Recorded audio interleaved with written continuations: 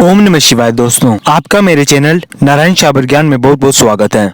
पिछली वीडियोस में मैंने आपको बहुत बार अप्सरा साधना के होने वाले लाभ बताए हैं। उससे पहले मैंने उर्वशी अप्सरा की साधना वैदिक मंत्र से बताई थी और इस वीडियो में आपको उर्वशी अप्सरा की साधना शाबर मंत्र के द्वारा बताने वाला हूँ। देखिए, उर्वशी अप्सरा की वैदिक और शाबर मंत्र की साधना में क्या अंतर है, मैं आपको इसी वीडियो में बताने वाला हूँ। इस वीडियो में मैं आपको जो महत्वपूर्ण और सटीक जानकारी दूंगा वो मैं पूरे विश्वास के साथ कह सकता हूँ आपको किसी भी व्यक्ति ने नहीं बताई होगी, और जो जानकारी मैं आपको देता हूँ वो मैं आपको स्वयं के अनुभवों के आधार पर देता हूँ। अब देखिए, मैं आपका दिल रखने के लिए या अपने मतलब के लिए झूठ नहीं बोल सकता, क्योंकि मैं चाहता हूँ कि जितने भी नए साधक हैं उनको जानकारी बिल्कुल सटीक मिले। चलिए वीडियो को शुरू करते हैं। अगर आपको साधना से संबंधित ऐसी ही सटीक जानकारी चाहिए तो आप चैनल को सब्सक्राइब कर सकते हैं, ताकि आपको ऐसी ही जानकारी आगे आने वाली वीडियोस में भी मिलती रहे। देखिए, मैंने पिछली वीडियोस में भी कहा था कि अप्सरा साधना को करने की बहुत सारी विधियां होती है। आप अप्सरा साधना वैदिक मंत्र, शाबर मंत्र किसी तरीके से भी कर सकते हैं। इसके अलावा अप्सरा साधना तांत्रिक विधि, तामसिक विधि, क्रोध भैरव मंत्र के द्वारा अप्सरा साधना और अप्सरा को वश में करके सिद्ध करने की सभी अलग अलग विधियां होती है। फिलहाल मैं आपको इस वीडियो में उर्वशी अप्सरा को शाबर मंत्र से सिद्ध करने का मंत्र और विधि बताता हूँ। देखिए, उर्वशी अप्सरा अप्सराओं की रानी है। उनके पास जितनी शक्तियां हैं उतनी किसी भी और अप्सरा के पास नहीं है। इस साधना से धन, सम्मान, यश, सौंदर्य सब कुछ मिलता है।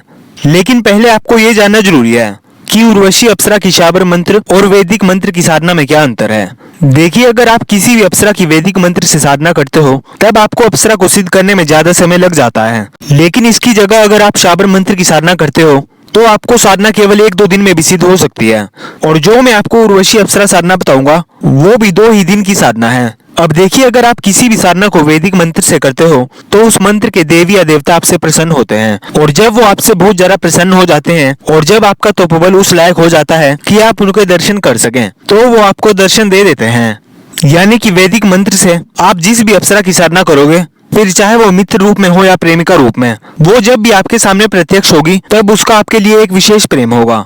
लेकिन कई बार ऐसा होता है कि आपने 21-21 दिन की 4-5 बार साधना कर ली, वो भी पूर्ण नियमों के साथ, और आपको अनुभव तक नहीं होते, प्रत्यक्षीकरण तो बहुत दूर की बात है। तब उसके लिए शाबर मंत्र की साधना होती है, ताकि आपको उस साधना में अनुभव हो सके। या अगर आपने 10-10 बार साधना की पुनरावृत्ति कर ली है, या अगर आपने लाखों की संख्या में मंत्र जाप कर लिया है और आपसे तब भी साधना सिद्ध नहीं हो रही, तब आपको शाबर मंत्र के द्वारा अप्सरा की सिद्धि प्राप्त हो जाए। देखिए, मेरा मानना यह है कि आप पहले 21 दिन वैदिक मंत्र से उर्वशी अप्सरा साधना करें।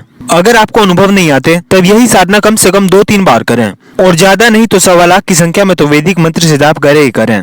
इससे अप्सरा का आपके लिए विशेष प्रेम बढ़ जाएगा। इसके बाद अगर आप शाबर मंत्रों के द्वारा उनको प्रत्यक्ष करते हैं तब भी वो आपसे ज्यादा नाराज नहीं होगी, यानी कि फिर भी वो आपसे थोड़ा बहुत तो प्रेम करेगी। बस यही मैं आपसे कहना चाहता हूँ। यानी कि पहले आप उर्वशी अप्सरा की कम से कम 1.25 लाख की संख्या में वैदिक मंत्रों से जाप करें।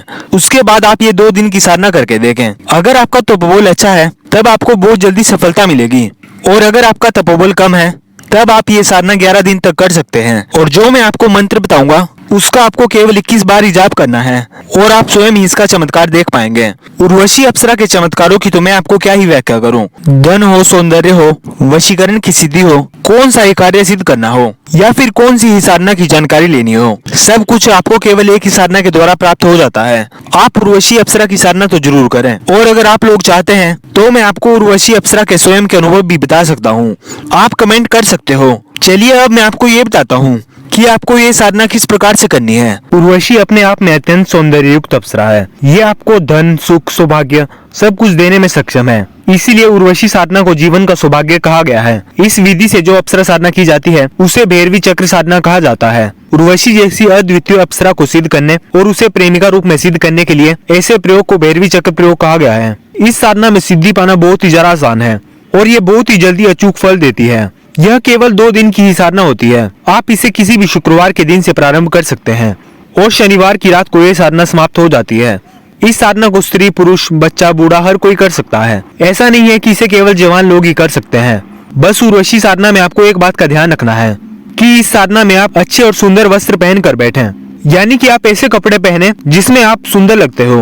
आप कुर्ता, पैंट, शर्ट, धोती कुछ भी पहन सकते हैं। इसमें ऐसा जरूरी नहीं है कि आप धोती ही पहने।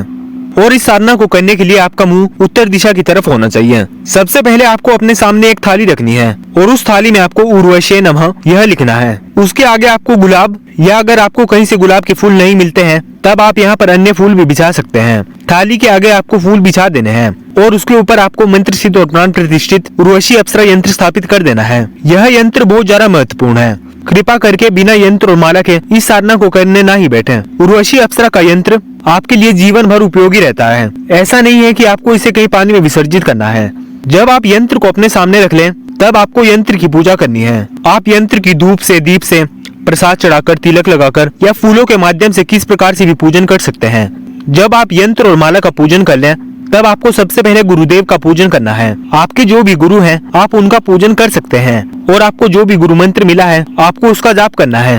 और जिन जिन व्यक्तियों के पास कोई भी गुरु मंत्र नहीं है वह भगवान शिव जी को अपना गुरु मानकर यह साधना कर सकता है।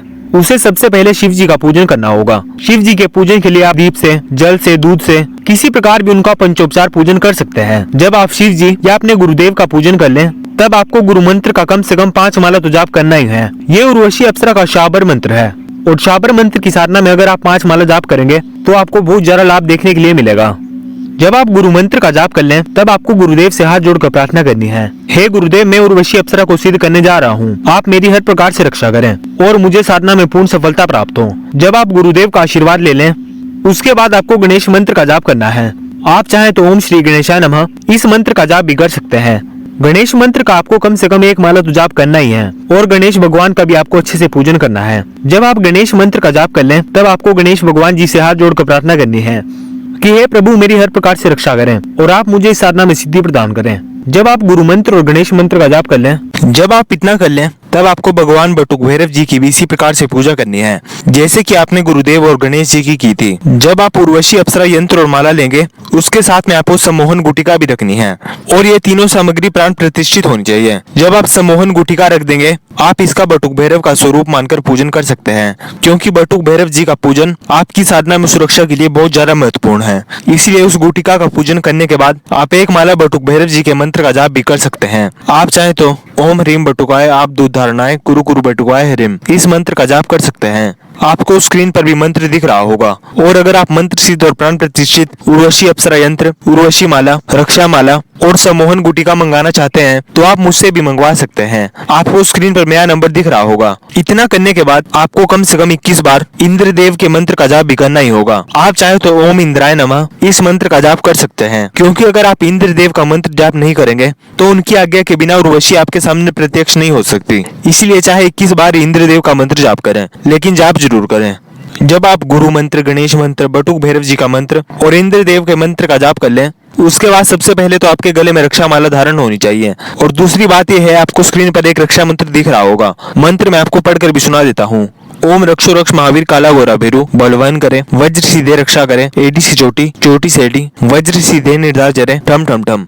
इस मंत्र को आपको 5 बार पढ़ने के बाद अपनी छाती पर फूंक मार लेनी है। जरूरी नहीं है कि आप इस साधना में रक्षा घेरा लगाएं ही लगाएं। ये मैंने आपको उस स्थिति के लिए बता दिया है अगर आप डरपोक किस्म के व्यक्ति हैं। आप इस मंत्र को 5 बार पढ़ने के बाद अपनी छाती पर फूंक मार सकते हैं। इससे आपकी पूर्ण प्रकार से रक्षा होगी। जब आप ये 5 काम कर लें फिर आपको यंत्र के सामने हाथ जोड़ने हैं और आपको प्रार्थना करनी है, मैं अमुक जाति, अमुक नाम का पुरुष या फिर स्त्री शाबर मंत्रों के द्वारा उर्वशी सिद्ध करने जा रहा हूँ, जिससे कि उर्वशी प्रेमिका रूप में मेरे अधीन रहे और जीवन भर जैसी भी मैं आज्ञा दूं उसे पूरा करें। आपके सामने एक शुद्ध घी का दीपक लगा हुआ होना चाहिए। साथ ही में आपको कहीं से पान भी मंगवा कर रख लेना है और इसे आपको अपने मुंह में रखकर चबा लेना है। और पान में आप कत्था, चूना, सुपारी या फिर इलायची इनमें से कुछ भी चीज डाल सकते हैं और ये आपको मुंह में चबाना है। यह पान आपको बाजार में कहीं पर भी पान वाली दुकान पर मिल जाएगा। इसके बाद आपको स्फटिक माला से उर्वशी शाबर मंत्र का 21 बार जाप करना है।